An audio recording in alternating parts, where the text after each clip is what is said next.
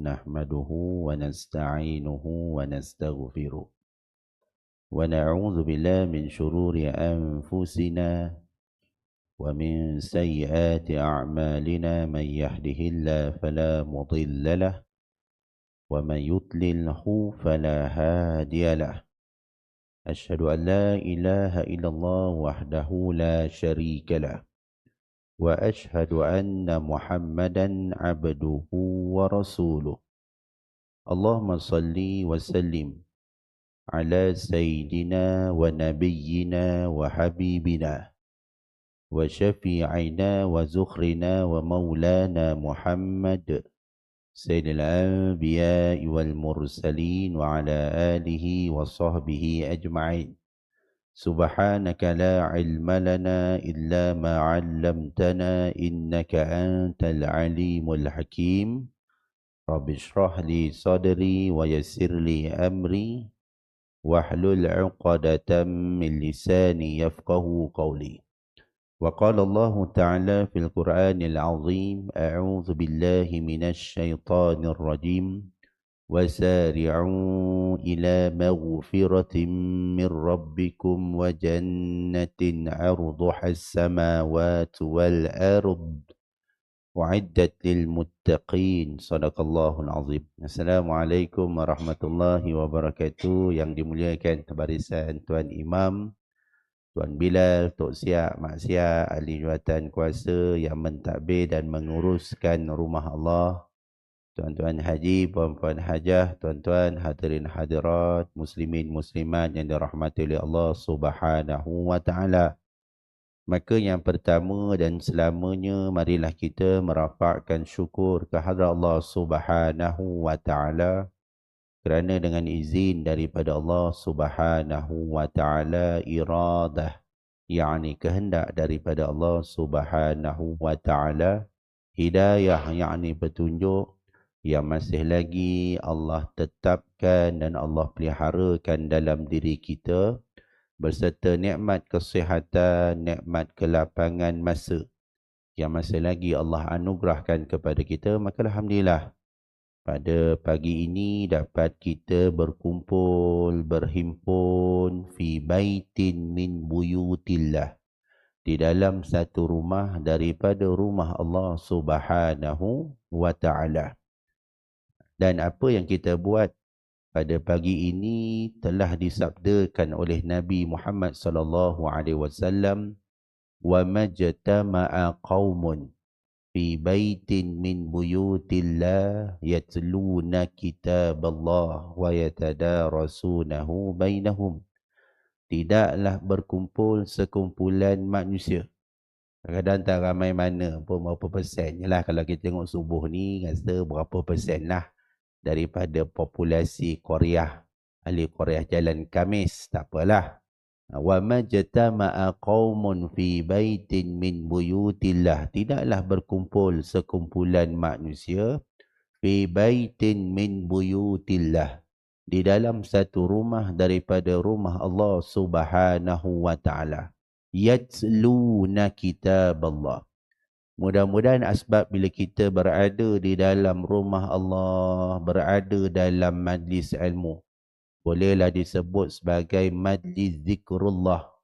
Maka mudah-mudahan tergeraklah lidah kita untuk membaca ayat-ayat Allah Subhanahu wa taala. Tak baca pun paling tidak dapat dengar ayat-ayat Allah Subhanahu wa taala. Wa yatadarasunahu bainahum, dan kita datang ni bukan saja-saja wa yatadarasunahu bainahum, mudah-mudahan bila adanya majlis ilmu, majlis zikrullah, maka kita dapat mengetahui hukum hakam yang telah ditetapkan oleh Allah Subhanahu wa taala. Yang mana yang boleh buat, yang mana yang tak boleh buat, yang mana bila buat mudah-mudahan Allah redha, dan mudah-mudahan Allah menurunkan rahmat kepada kita. Yang mana yang Allah larang, mudah-mudahan kita jauh, takut-takut bila kita langgar, maka mengundang kemurkaan daripada Allah Subhanahu wa taala, lantas mengundang bala daripada Allah Subhanahu wa taala. Jadi insya-Allah pada pagi ini kita berkumpul dan mudah-mudahan dapatlah sedikit sebanyak manfaat daripada majlis ilmu. Sebab dalam nak melaksanakan amalan perlu ada ilmu. Dalam satu hadis sebut, man amila amalan laisa alaihi amruna fahuwa raddun. Barang siapa yang beramal, buatlah seikhlas mana pun, kan? Sungguh-sungguh je buat, kan? Tapi sayang amalan tu bertentangan dengan apa yang Nabi ajar. Dia baca Quran tapi tak serupa macam Nabi baca. Contoh misalnya, kan? Dia solat tapi tak nampak gaya macam Nabi solat. Maka yang kita takut, fahuwa raddun. Amalan itu ditolak oleh Allah Subhanahu wa taala. Bahkan bila kita duduk dalam majlis ilmu, mudah-mudahan kita bercakap didasari berdasarkan Al-Quran dan As-Sunnah. Kadang-kadang ada juga orang yang kadang-kadang mengeluarkan statement-statement, kata, mengeluarkan hukum-hukum, fa'aftau bighairi ilmin, fasu'ilu, bila ditanya fa'aftau bighairi ilmin, lalu dia mengeluarkan fatwa, mengeluarkan hukum tanpa ilmu. Fadhallu wa adhallu, lalu dia menyesatkan dan dia menyesatkan yang lain. Itu kita tak mau, kan? Kadang-kadang benda tu sunnah tapi tak tahulah bila mana dia pun tak mengaji sangat, kan? Adalah lepas solat kita salam-salam. Ni apa salam-salam? Ini tak ada, Nabi tak buat ni, bid'ah, dia kata. Apa salam-salam tu adat. Ish, betul ke adat? Ada tak buka hadis ke? Dalam hadis sebut apa? Ma min muslimaini yaltaqiyani fayatasafahani. Tidaklah dua orang yang beriman yaltaqiyani, jumpa je, bagi salam je. Bagi salam tu hadis yang lain. Itu je. Yaltaqiyani fayatasafahan. Apa maksud fayatasafahan? Bersalam-salaman, kan? Kalau tu Arab tu siap peluk-peluk tu. Kalau muslimat tu peluk siap laga pipi lagi, muah-muah. Fayatasafahani illa ghufira lahuma qabla an yaftariqa. Melainkan digugurkan dosa di antara kedua mereka selagi mana tak lepas genggaman tu. Bila kau cakap benda tu Nabi tak buat, sedangkan dalam hadis ada, maksudnya kau mengada-adakan hukum. Jadi dua tau, mengada-adakan hukum. Benda tu tak ada, kau kata ada. Contoh. Benda tu ada, kau kata tak ada. Tu yang dalam hadis sebut, man ahdaza alayya muta'ammidan falyatabawwa maq'adahu finnar. Siapa yang mengada-adakan hukum, kan? Nabi kata ada benda kau buat dapat pahala, tiba-tiba kata tak, itu adat. Yang sunnah bagi salam je, ni touching lah pula. Udah kata. Apa kata Nabi? Apa amaran Nabi? Apa warning Nabi? falyatabawwa maq'adahu finnar. Maka akan disediakan baginya bangku yang diperbuat daripada api neraka. Kalau dah disediakan bangku daripada api neraka, confirm dah ahli neraka. Takkan duduk kat batu bangku dibuat api neraka, duduk kat syurga Firdaus, nampak sangat pembohong. Kan? Itu belum kes cium tangan. Salam le, cium mula. Tu endon, dah pasal-pasal endon kena pula. Sebab tu dalam hadis ada tak cium tangan. Yang hebat kadang-kadang kita, yalah kan, ni bila main cakap ni risau tak? Lepas tu fadanawna, ada satu hadis, fadanawna minan Nabi Muhammadin sallallahu alaihi wasallam. Kami dekat dengan Nabi, sahabat ni. Faqabbalna yadahu. Lalu kami cium tangannya. Kalau Nabi tak bagi benda tu, Nabi tarik tangan siap-siap. Betul tak? Tapi Nabi membiarkan tangannya dicium oleh sahabatnya. Maksudnya kalau kita nak cium tangan mak kita boleh tak? Boleh. Ataupun kita cium tangan orang yang lebih berilmu daripada kita, boleh tak? Boleh. Lebih senior daripada kita, boleh tak? Boleh. Bukan kira ambil berkat tak berkat. Ni kata ni tak ada berkat-berkat. Bukan kira berkat tak berkat. Maksudnya itu sunnah Nabi Muhammad sallallahu alaihi wasallam. Kan? Ini benda boleh cium, tak nak cium. Yang benda tak boleh cium, gatal nak cium. Cium batu nisan. Cium dinding. Cium dinding Kaabah. Kan? Kan? Panjat-panjat Jabal Rahmah tu, peluk cium pula tu yang tiang tegak tu, dah kata. Tak lepas-lepas tu, dah kata. Yang ini yang tak mau, kadang-kadang kita benda yang boleh cium, kita tak nak cium. Benda yang suruh cium, dia gatal nak mencium. Kan? Macam tu lah, macam tu lah. Kan? Jadi istilah begitulah maksudnya. Nak tak nak mesti berdidasari dengan ilmu. Ataupun berdoa sekalipun lah kan. Nak doa, okey, doa sunnah Nabi. Bagus juga kadang ambil doa daripada Nabi, bagus. Tapi biarlah baca dengan betul. Kan? Ada doa apa? Allahumma ya muqallibal qulub, tsabbit qalbi ala dinik. Betul tu doa Nabi, maksur. Betul daripada hadis sebut. Tapi baca biar betul. Qaf tu biarlah qaf betul-betul. Allahumma ya, ni ada sebut juga. Allahumma ya muqallibal qulub, tsabbit qalbi ala dinik. Tu yang tak menadah tangan tu, dia kata. Kalau qalbun tu betul lah, hati lah. Kalau kalbun jatuh pada anjing. Nak sebut anjing tu, doa anjing tu ada juga hadisnya. Dalam kunut nazilah tu, Allahumma sallit alaihim kalban min kilabik. Adalah anjing. Tu sebut betul-betul. Time hati sebut hati, time anjing sebut anjing.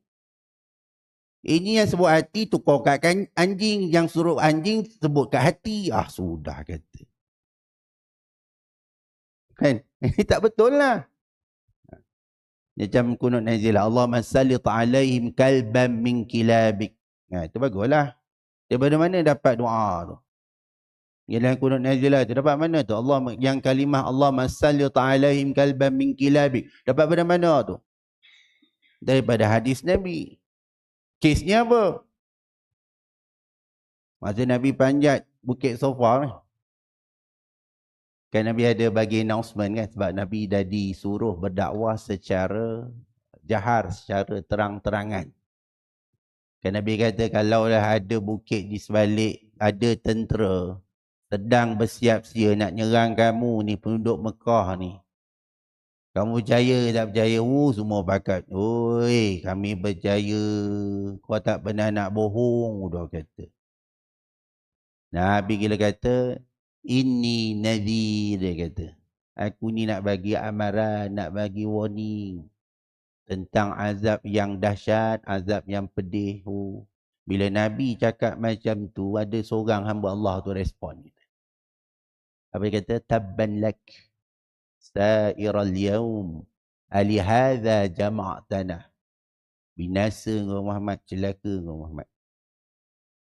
Sa'iral yaum, seluruh hari kau celaka, binasa. Alihadha jama'tana. Adakah sebab ini kau kumpulkan kami ni? Siapa yang cakap pak saudara Nabi? Siapa? Abu Lahab. Bila dia cakap keluarkan statement macam tu, terus direct turun ayat Quran khusus untuk dia. Tabbat yada abi lahabi wa tab. Kan? Kalau kita buka surah-surah dalam Al-Quran, tak ada pun satu surah yang dikhususkan untuk musuh Allah. Tak ada. Melainkan dia. Tak? Ada surah Fir'aun. Ada. Fir'aun. Ada sebut? Tak ada. Mungkin dalam surah Al-Baqarah adalah cerita Fir'aun. Dalam surah Ali Imran adalah cerita Fir'aun. Itu ada. Tapi satu surah khusus untuk dia tak ada. Melainkan apa? Melainkan seorang hamba Allah ni. Namanya siapa? Abu Lahab. Sebab apa? Sebab yang kita faham Abu Lahab ni dengan Nabi ni dia antara pak saudara dengan anak saudara lah. Sebab Abu Lahab tu adik-beradik dengan bapa Nabi. Itu setia maklum. Cuma yang tak berapa nak perasan, Abu Lahab dengan Nabi bukan sekadar hubungan pak saudara dengan anak saudara. Abu Lahab pada masa sama dia berbesan dengan Nabi. Sebab kedua anak Abu Lahab, siapa namanya? Utbah bin Abi Lahab dan Utaibah bin Abi Lahab. Berkahwin dengan dua puteri Nabi. Ruqayyah dan Ummu Kalthum. Itu orang tak apa nak perasan. Sebab itu bila dia buat apa penentangan secara terbuka, direct, kena dekat dia tu, surah tersebut. Sebab dia bahaya juga bila mana yang menentang Nabi tu ada hubungan kekeluargaan, dia ada masalah sikit. Kalau contohlah Abu Jahal tentang Nabi, mungkin orang boleh accept. Kan? Kan? Apa contohlah contoh. Kenapa Abu Jahal, kenapa kau tentang Nabi? Kenapa tentang dakwah Nabi? Pak saudara dia sendiri pun, besan dia pun tentang dia, takkan aku tak boleh. Nampak? Kan? Istilah begitulah. Macam direct tu. Punyalah marah Abu Lahab. Oi, marah sungguh kau tu. Lalu dia mengarahkan anaknya Utbah dengan Utaibah menceraikan anak Nabi. Utbah okeylah. Dia cerai gitu je lah. Dia ceraikan Ruqayyah. Utaibah ni lain macam sikit. Dia kata apa? La'atiyanna Muhammadan. Aku nak jumpa Nabi ni. Aku nak jumpa Muhammad. Kan? Aku engkau je lah. La'atiyanna Muhammadan la'uziyanna. Aku nak jumpa Muhammad ni, aku nak sakiti hati dia. Itu disebut. Bila jumpa dengan Nabi Muhammad, apa dia kata? Wahai Muhammad, inni kafir. Wahai Muhammad, aku kafir. Bin najmi iza hawa. Dia boleh baca suratul najmi. Daripada ayat 1 hingga ayat 7. Dia baca tu.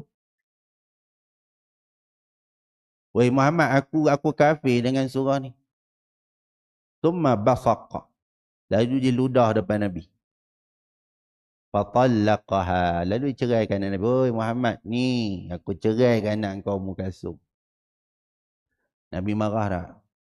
Nabi cukup marah. Faghadaban Nabi. Lalu Nabi marah. Fada'a. Lalu Nabi berdoa.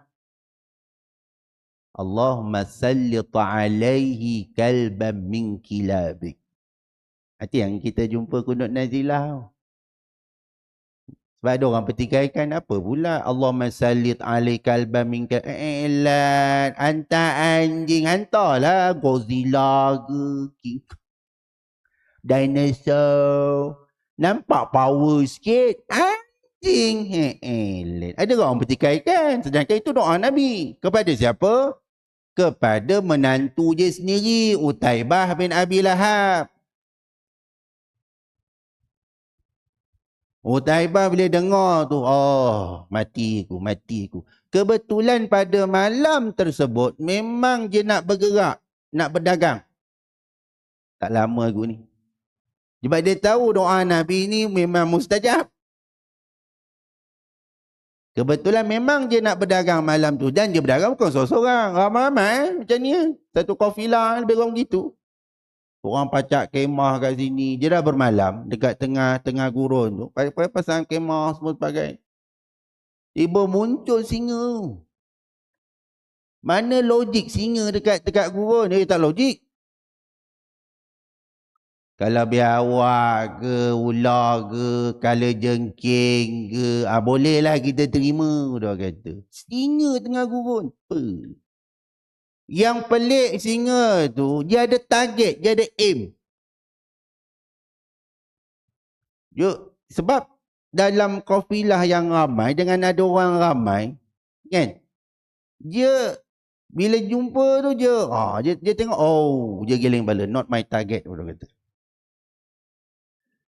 Maksud dia singa tu bukan singa biasa. Dia singa, no. Tapi bila nampak Utaibah je, Kalau singa biasa, dia tak macam tu. Contohlah tiba-tiba ada pula kes keluar kat TV3. Untuk makluman sekarang pihak berkuasa Jabatan Perkhidmatan Negara sedang mencari singa terlepas daripada zoo negara. Dan maklumat yang kita dapat, risikan yang kita dapat, kini singa itu berada di Meru. Suka. Tengok ni tengah kuliah ni, tiba-tiba muncul singa tu. Yalah, ini automatik. Ini canggih ni. Saya rasa surau yang automatik ni lah. Ni scan je terbuka. Kan. Masjid Asyarik Meru pun tak canggih macam tu. Canggih. Senyum harimau. Singa. Agak-agak kalau dia masuk pintu belakang tu, agak-agak dia nak terkam siapa? Confirm bukan Ustaz Asnol yang dekat pintu. Ada pak. Kena pula cukup zat. Dia target sini, Ustaz Asnol lari masuk bilik-bilik, aku kunci, udah kata. Pandailah korang nak hidup. Habis dah senyap, aku rasa dah selesai lah. Itu harimau biasa. Ni singa Allah tau. Tu yang bila dia tengok betul-betul sap, mati Utaibah. Dalam keadaan kafir, dah tu hilang singa tu. Tu sebab itu kata Imam Qurtubi kata, tidak semestinya bila kata kalbam min kilabik, anjing-anjing tu, semestinya anjing yang tu, tak. Tetapi mungkin Allah hantar kepada makhluk yang serupa je punya dahsyat garang je macam anjing. Antara singa, mungkin harimau dan seumpamanya. Itu kuasa Allah Subhanahu wa ta'ala. Sebab tu kalau berdoa sesungguh, kan, kadang doa dibaca laju pun kadang tak kena juga. Rabbana hab lana min azwajina wa dhurriyyatina qurrata a'yun waj'alna lil muttaqina imama. Sudah kata. Dia bila laju tu larilah qaf. Dia lari qaf tu tukar kaf. Patut qaf dah tu ra tu bersabdu, bersyaddah. Qurrata a'yun. Baru cantik. Ini qurrata a'yun. Sudah kata. Dia qurrata a'yun. Lain lah. Bahasa Arab kalau qurrata itu betul lah menyejukkan, menyedapkan, lebih kurang macam itulah maksudnya. Tapi bila baca laju qurrata sudah jadi maksud lain lah. Kalau qurratul qadam, bola sepak, bola asal menyejukkan mata-mata ni membolakan mata-mata. Ustaz sejak saya baca doa, saya tak tahu apa kena ke. Ustaz salah baca bagi doa ke? Saya baca tengok bini terbiak mata, Ustaz. Memang ni. Orang menyejukkan mata, kau baca berbola mata. Memang berbola sungguh. Nampak? Sebab tu sebut man amila amalan laisa alaihi amruna fahuwa raddun. Kalau yang haram tu, yang syirik itu memang confirm lah. Ni kadang-kadang sayang benda tu benda yang sunat. Sebab Islam ni kalau boleh, dia nak bagi umat dia every second dapat pahala. Ini Islam. Start kau terbeliak mata sampai kau tutup mata, kalau boleh tu every second pahala, pahala, pahala. Hatta yang nak beristinja pun Allah bagi cara macam mana. Dalam kitab sebut. Nak membuang air besar pun dah sebut juga dalam kitab. Contoh dah tak tahan sangat ni. Ui, tak tahan sangat dah. Ui dah. Betul-betul dekat padang MPK tu dia. Dah tak boleh tahan dah. Memang terkeluar, memang tercicir. Dia kata, ini tak boleh dah ni. Tak sampai ni. Boleh tak nak membuang di tempat terbuka? Boleh, tak ada masalah. Cuma bila di tempat terbuka, dia tak boleh nak, jangan membuang dalam keadaan menghadap dan membelakangi kiblat. Itu disebut dalam kitab. Carilah sengit sikit ke. Contohlah ni tempat terbuka ni. Alamak semua. Oh sudah dah tak boleh tahan dah. Sudah kata. Cangkung. So, cangkung-cangkung tapi tengok mana kiblat. Oh ni, yang sini kiblat. Ni kalau sini menghadap kiblat. Ni kita ni membelakangi kiblat. Oh, nak buat macam mana? Sengit sikit lah. Nak buat macam mana? Sengit sikit lah. Tapi kalau ada jidar, ada dinding, boleh. Oh, ada pokok cantik. Kan? Cantik. So kita anggap pokok itu sebagai jidar atau dinding. Tapi disebut dengan kitab pokok yang macam mana. Jangan pokok yang berbuah. Betul-betul kalau elok tu ke seminggu tu durian tu gugur dia kata. Tapi sebab dia melepas kat situ, hari tu gugur. Sebab durian tak cukup sifat. Contoh, sampai begitu, akhlak je tu. Kan? Dan jarak antara dinding, kalau ada dinding lah, ataupun pokok, jangan lebih daripada 3 hasta. Ini betul ada pokok, tapi 30 hasta, 30 meter jarak. Baik tak payah. Ataupun apa, kalau semak boleh tak Ustaz? Semak. Dah tak ada dah, pokok tak ada, semak je ada. Boleh semak. Tinggi je sekurang-kurang apa? Sekiri kalau 2/3 dalam kitab sebut. Nampak cantik tu. Kan? Dah tu bacalah doa. Panjang Ustaz. Allahumma inni a'udzubika minal khubusi wal khabah. Panjang. Paling common isti'azah pun cukup lah tuan-tuan. A'udzubillahi minasyaitanir rajim dah lepas. Tak payahlah baca mantra. Tok ni cucu tumpang kencing. Mujur tak menjawab kawan tu. Silakan cu. Terus tak dikencing. Isti'azah lah. Kita ni macam-macam mantra. Lalu dululah. Dulu. Kan? Nenek kita besar. Lalu pokok besar. Jangan main lalu je. Tok ni cucu tumpang lalu je. Sudah kata. Itu tak diajar lah. Kan? Istilah begitu. Sampai begitu sekali. Jangan buang di lubang-lubang. Jangan. Boleh jadi itu tempat binatang yang berbisa. Kadang-kadang bukan binatang sekalipun. Boleh jadi jin. Kat situ ada 3 parlimen tau. 20 dun. Kau tembak tu yang bengkak sebelah. Bukan. Ataupun membuang di tempat yang air yang tenang pun tak boleh buat. Kita biasa buat air mengalir tak apa. Sungai Kelang tu sila kan. Sanggup tak sanggup je lah. Tapi biasa buat dekat swimming pool. Kawan tu kat 20 kali tau. Dia kata, oh ini aku rasa macam kutub utara tu. Hei, 20 kali aku naik chalet. Dia kata. Hei, kau tak ada nak terkencing ke apa ke? Hebatlah kau. Baguslah tangki kau. Dia kata. Kau punya kunci air baguslah. Dia kata. Banyak dia. Aku kat 40 kali aku lepas kat sini. Aku tu. Hui. Dia kata. Apalah kau susah sangat. Lepas kat situ je lah kau. Tak boleh, tak boleh. Tu yang ada 5-6 orang Cina tu keluar. Oh ya, ini air banyak klorin tu kata. Ni. Sampai begitu sekali. Allahu Akbar. Sebab itu bila seseorang keluar statement, dia cakap sebagai ni, kalau tak tahu, cakap tak tahu. Adalah kawan tu cakap, kata.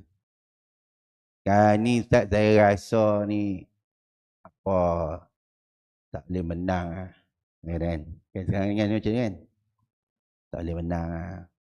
Rasa penat Ustaz kita buat solat hajat lah, kunut nazilah, saya rasa tak boleh menang. Nampak gaya lah. Oh, dia kata. Ya, bila Islam ni dia bukan menang tak menang. Dia istilah yang pertama, datang nusrah daripada Allah. Ataupun yang kedua, syahid. Itu lah. Itu yang berlaku dalam perang Uhud.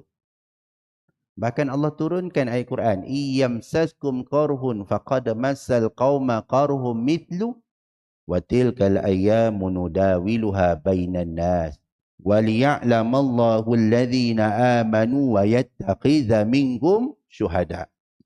Ada sebut dalam Quran, sebut iyamsaskum qarhun. Muhammad, ya Rasulullah, apa yang kau dapat dalam perang Uhud? Perang Uhud dia perang kedua tau. Yang pertama perang Badar cukup berbeza. Dalam perang Badarul Kubra, dengan jumlah yang sikit lah, 313. Jumpa 1000. Menang tak? Menang. Sia Allah turunkan malaikat. Betul tak? Perang Uhud. Dalam perang Uhud, ada tak ayat Allah turunkan malaikat?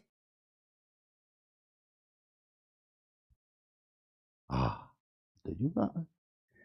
Nabi cedera nak? Nabi cedera. Pecah gigi Nabi. Ya, topi Nabi tu dia punya, dia tercocok kat pipi Nabi tu. Ada seorang sahabat namanya Talha bin Ubaidillah. Talha bin Ubaidillah ni, dia termasuk dalam 10 yang diberi berita gembira masuk ke dalam syurga. Talha bin Ubaidillah. Talha bin Ubaidillah ni, kalau kita masuk Masjid Nabawi, ada sebelum depan, depan tu Raudhah lah. Dekat Masjid Nabawi ada satu ruang yang terbuka. Tapi sekarang dah ada payung dah. Dulu tak ada payung. Kat situ ada nama-nama Talha bin Ubaid. Ada kat situ. Cuma orang dah tak perasan dah, sebab ada payung kan, dia sibuk kat payung. Aku datang umrah lepas, kuncup.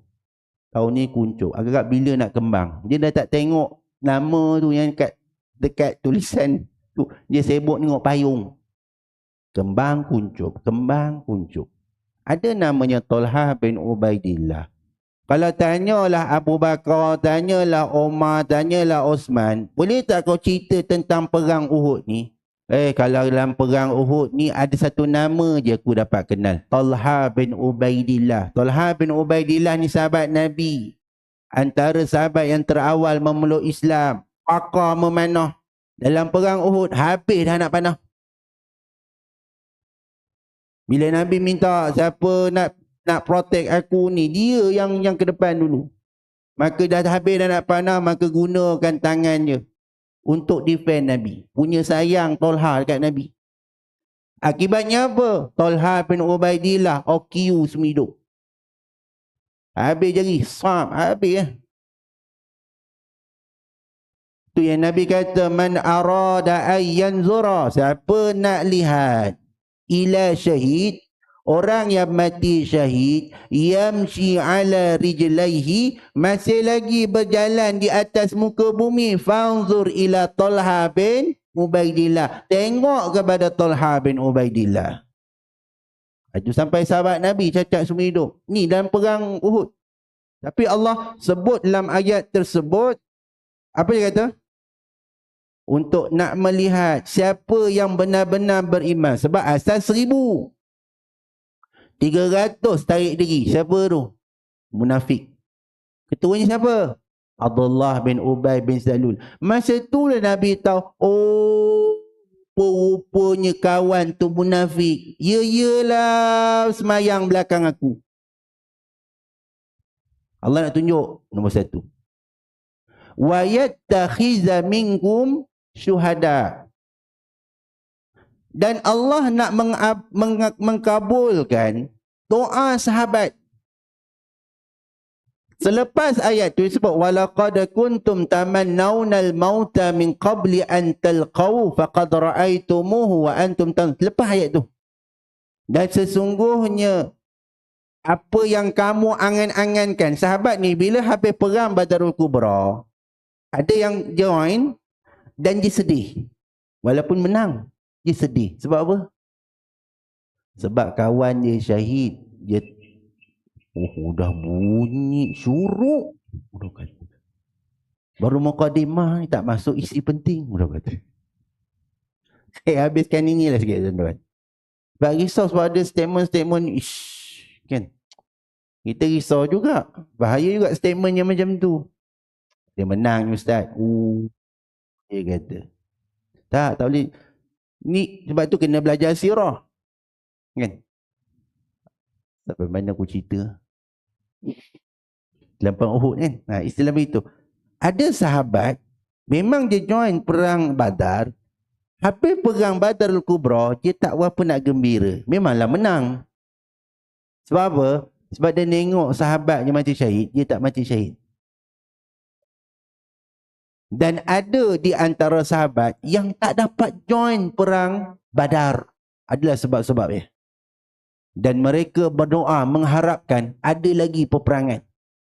Dan mereka mengharapkan mati syahid. Memang nak mati. Kita baru dihantar dapat nama naik masuk PLKN, dah siap doa selamat. Doa. Minta tak mainlah masjid Imam Suraji Maksum, panggil Imam Masjid Negeri dulu kata. Minta lah ya ustaz, doa kali ni minta nama tu dihijabkan.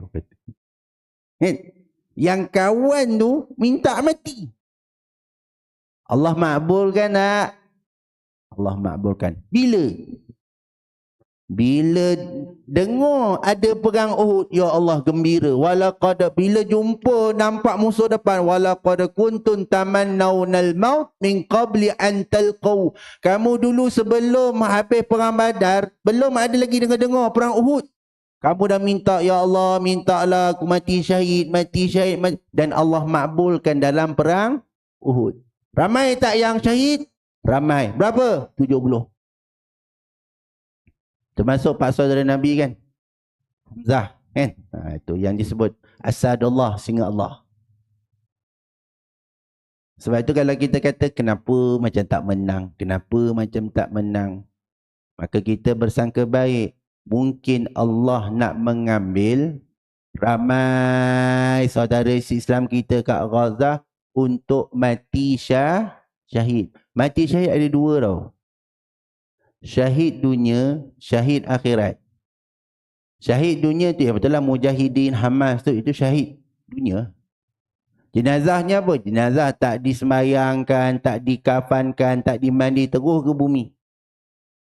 Ada dua. Yang kedua apa? Syahid akhirat. Syahid akhirat macam mana? Yang mati lemas, mati terbakar. Yang sahabat Gaza kita tu kan mati terbakar. Apa bom lalu, bila bom tu keluar tu banyak tu, kalau kena kat badan habis terbakar. Ya betul? Tu yang bila petugas-petugas yang kat sana, dia angkat jenazah tu apa, ataupun dia kutip sepihan-sepihan tangan ke apa sebagainya, tak ada pakai mask. Bahkan ada satu video, satu jenazah, maka dipegang-pegang sebelum ditutup tu, dipegang-pegang, dicium, dia kata apa? Kamisk. Bau macam minyak kasturi kata. Wangi. Secara logiknya, mayat manusia ni, dia punya busuk lebih busuk daripada bangkai. Betul tak? Sebab kita macam-macam makan. Daging tibai, ayam tibai, rumput tibai, rumput laut. Rimau nengok giring kepala, wih dahsyat kawan ni, lebih dahsyat daripada aku makan, kata. Sebab tu kalau jabatan forensik ke apa, tengok ada apa, kes apa yang ada India kena simen, hui punya bau, jangan cakap. Berapa lapis tutup. Habis selesai termuntah kawan tu, punya bau, jangan cakap. Normally macam tu. Sebab tu jenazah orang Islam ni bila dikebumikan, kedalaman liang lahat tu paling tidak lebih daripada 7 kaki, lebih kurang 7 kaki lah. 7 hasta tu, lebih dari situ. 7 kaki. Kedalaman tu paling minima. Sebab apa? Sebab bila dalam macam tu, mudah-mudahan kalau jenazah itu mengeluarkan bau, bau tu tersampai keluar. Tapi berbeza dekat jenazah orang Islam yang kat Gaza tu, tak bau. Allahu Akbar. Ada kat Malaysia pernah berlaku 22 September 1989 tak silap saya. Kebakaran dekat Pondok Pak Ya. Saya kecil lagi. Yang tak lahir ada lagi dulu. Saya rasa baru 7 tahun. Tak tahu benda tu. Tahu Ultraman, Thundercat. Itu yang mana senyum-senyum tu tahulah. Itu dia punya favorite tu loh kata. Thundercat. Oh, dia daripada apa pedang kemetot dipanjang. Tu memang favorite zaman jahiliah. Ni. Kan kes yang malam tu, lepas solat Isyak, ada seorang pelajar perempuan, dia tanya kat ustaz. Apa kata pertanyaan ustaz? Ustaz nak tanya macam mana kami nak mati syahid? Soalan tu. Maka malam tersebut, kebetulan masa tu periksa SPM tak silap saya. Asrama biasalah pukul 11 tutup lampu dah. Maka kawan tu mungkin nak study lah, letaklah lilin ke apa. Tertidur tak perasan, lilin makin lama makin pendek. Terus sambal langsir. Kebetulan pondok tu berkayu. Kan dia lebih kurang dekat 27 syahid dikubumikan dalam satu liang lahat. Buka balik, ada jumpa. Allahu Akbar. Kan? Itu sebab kita sangka baik. Oh, mungkin Allah nak tangguhkan. Oh, okey, betul lah. Ada lagi statement lagi. Dia kata, Ustaz kalau boleh jangan menang. Ustaz jangan menang Ustaz. Biar kalah tak apa. Dia kata. Kenapa aku bercakap macam tu? Kalau menang nanti kiamat. Kadang-kadang betul juga dia cakap. Takut kiamat. Dia kata. Sebab tu memang ada hadis disebut tentang kiamat ni. Ada satu hadis disebut apa tentang berlakunya kiamat. Betul. Disebut dalam hadis tu kata akan berlaku dalam satu masa akan berperang antara Islam dengan Yahudi. Betul. Cuma dalam perang tersebut seolah-olah Islam menang. Seolah-olah. Sehingga orang Yahudi bersembunyi. Benjamin Netanyahu tu bersembunyi di sebalik batu dan pokok. Dalam tu kita tak jumpa lagi. Itu belum jumpa lagi. Tiba-tiba pula cakap pula batu dan pokok. Tu lagi tak jumpa. Kalau kita buka video ada tak batu bercakap, pokok bercakap bila orang Yahudi belakang dia? Tak ada. Yang banyak kita jumpa orang cakap dengan pokok, cakap dengan batu. Dia siram pokok tu ke. Oi pokok habis dah. Aku rasa kat 1,000 dah. Aku belanja kau baja lah apa pun. Tak tumbuh-tumbuh. Itu ramai. Itu bini kita lah. Apalah nasib aku. Itu banyak. Itu ramai. Udah kata. Tapi bila nyorok belakang pokok bercakap. Oh tak ada lagi. Tapi dalam hadis tu kata. Bercakap pokok bercakap. Batu dia kata, Ya Abdullah, wahai hamba Allah, Ta'al, mari sini. faqtulhu, bunuh dia. Belum lagi. Illa, dia kata satu pokok namanya gharqad. Nampak? Pokok gharqad ni dah banyak tanam dekat, memang susah nak tumbuh. Pokok gharqad ni susah nak tumbuh. Dekat Israel, bukan, dekat itu tu payah. Kan? Tapi dekat Meru mungkin senang kot. Tapi tak pernah kes tanya, Peah kau tanam apa? Pokok gharqad tu, bengong namanya. Dia kata. Kan? Payah. Tapi Israel ni sedaya upaya. Maksudnya nak kata kat sini, orang Yahudi tu memanglah macam tu, dia punya perangai memang macam tu. Tapi istilahnya, ada di antara mereka yang hafal Quran. Malah ada yang menghafal hadis. Sebab tu dia tanam pokok gharqad. Mana jumpa pokok gharqad tu? Dalam hadis Nabi.